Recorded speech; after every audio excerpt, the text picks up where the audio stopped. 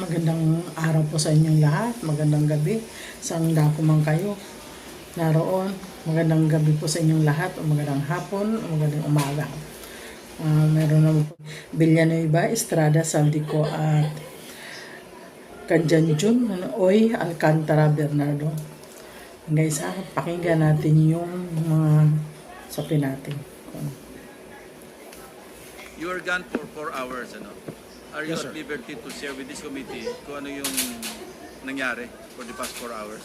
Thank you. Sir, we had the NBI come over, the AMLC, and of course the NPS is housed in the DOJ compound.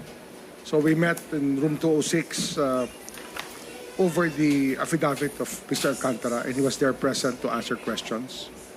And we determined that the NBI would be investigating it, and on the outset they recommended the filing of charges already. So we treated this already as a complaint with the NBI as the endorsing agency. And at the same time, we contacted the AMLC and told them we gave them a digital file of this. Somebody was present already, but just the same, we gave a digital file to the AMLC, and they already started acting on this because it is already a filed complaint with the Department of Justice. So given that, I believe that freeze orders have been issued already by the AMLC over the bank accounts of many Against people. how many persons and who are they? Sir, the recommendation of the NBI for prosecution, and probably this is what AMLAC followed, are as follows: for Mr. Alcantara, for Joel Villanueva, Senator Joel Villanueva, Senator Jinggoy Ejercito Estrada, Congressman Ko, Elizalde Ko, former Undersecretary Roberto Bernardo, and former Congresswoman Mitch Kahayon. And the crimes committed were all specified in the sheet given by the NBI to us. So far, these are the persons, but we are still looking at the case of Commissioner Lipana and his spouse, who was a contractor, since it was already touched upon by Engineer Alcantara, and we're working on that now, sir. Thank you very much, sir. Sir, may I submit to you the document given by the NBI and the received copy of the DOJ of the Sinumpang Salaysay. And the case is what specific crime? Sir, as to each one, the crimes that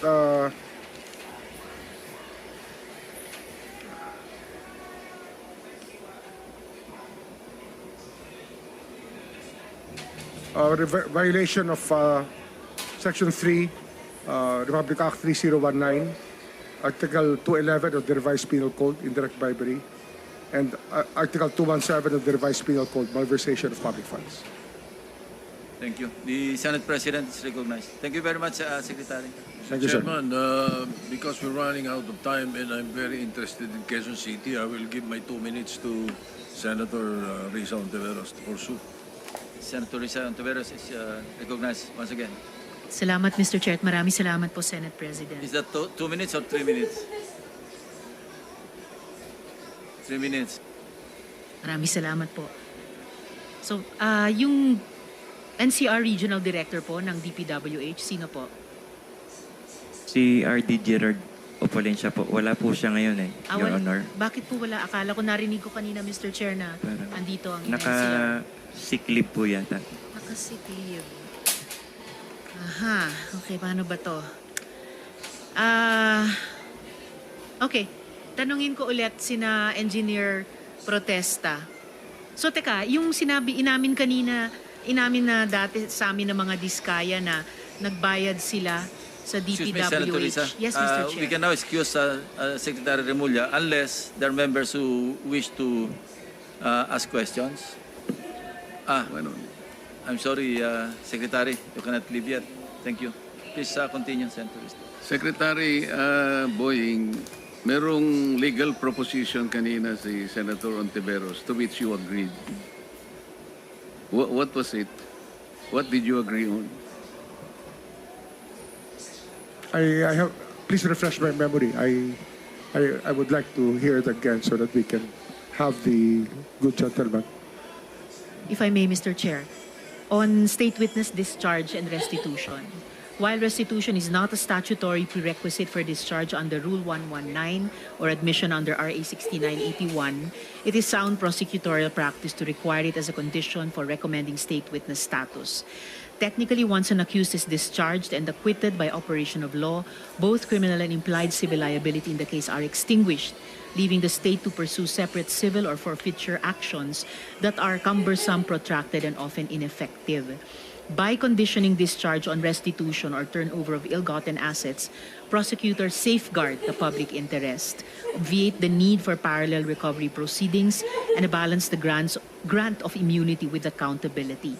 This practice ensures that while the state secures indispensable testimony, it likewise secures tangible recovery for both government and the offended parties. Mr. Chair.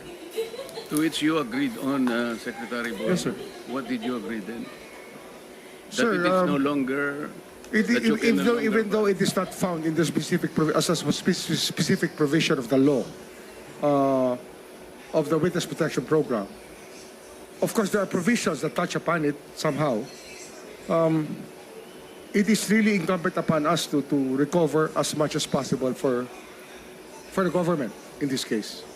And coming up with solutions such as this, asking them for restitution from the very beginning, would save us a lot of time unless we wanted to wait till the end of any litigation, which can take years before the government gets something. So that is, sir, I think that is a sound practice, sir. How will you do that?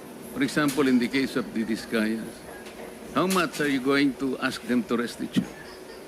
Sir, we will need a forensic accountant to look at all their contracts, to be able to look at what was illegally acquired, so that we can ask them to return what we believe is illegally acquired. Considering that the law is very explicit about this, that in applying for witness protection, restitution is not there, because restitution will come in only after the case has been resolved by the court. Only the court can determine how much should be restituted to the government. Because, as I have said, the civil liability is impliedly restituted in the criminal prosecution. So, ma-abuse mo ang discretion mo dyan. Sapagkat hindi natin madidetermine. There can be abuse there. No? It's either excess or lack of jurisdiction. Let the law process take its course. Hindi yung babaligtarin po ninyo ang nilalaman ng batas. Mawawala po tayo. That is the only one that I would like to make clear to everybody, Mr. Chair. Thank you. Yes. We have 3 minutes because we have to suspend at 3:20 because we have to refer to the lounge to accommodate the BIR for an executive session. So we're having our session at 4 o'clock. Anyway, we'll have all the time on Thursday because when I suspend at 3:20, we'll have to come back here on Thursday at 9 o'clock and we'll have the whole day to discuss all these things. So, Senator Risa, he wants to interject? Senator Padilla? Opo, Mr. All right, Chairman. Mr. Chair. Opo, salamat po kasi kanina po nagbigay na ako kasi aalis po sila eh. Opo, magtatanong lang po ako. Opo. You have, Sorry, Mr. Chair and hanggang good 3:20. Senator. Akala ko interjection dun sa line of questioning ko kasi meron po akong hindi tanong follow-up. tungkol sa Quezon City. Sa Thursday ka na lang kasamang Robin. Salamat, Mr. Chair, at salamat to the good gentleman. Bago ako magpatuloy sa Quezon City, andito po ba si Mr. Discaya, Mr. Chair? Sir Discaya? Yes po, Your Honor.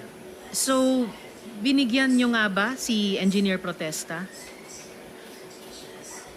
Your Honor, kadalasan po, katulad din po ng binanggit po nila Bryce, yung kalakaran din po sa kanilang lugar. Every collection po, nagbibigay po ng 8.5% kung magkano po yung halaga ng voucher. Pero dito naman po, mababa lang naman po. Ano lang po, Pero parang Magkano? Parang 3 to 5% lang po every collection po. So still, Kung magkano nagbigay ang- kayo ng 3 to 5%. At kay DE protesta din. Your Honor, hindi po. Sir, paalalahanan ko po kayo inamin nyo na previously sa komite na may mga binayaran kayo sa Quezon City. Pinangalanan nyo pa po na sina DE Loida, DE Devanadera at DE Protesta. Binabali nyo na ba yun ngayon? Hindi po, Your Honor, kasi kadalasan naman po may tao po silang tagatanggap at kadalasan po nako-confirm ko naman po sa kanila kung dumating na po. Usapan nila, Kung matagal Kaya nga na po, yung kanilang paghihiring na yan. Diba? Sana managot na ang dapat managot. Yan guys, maraming salamat sa mga nanood.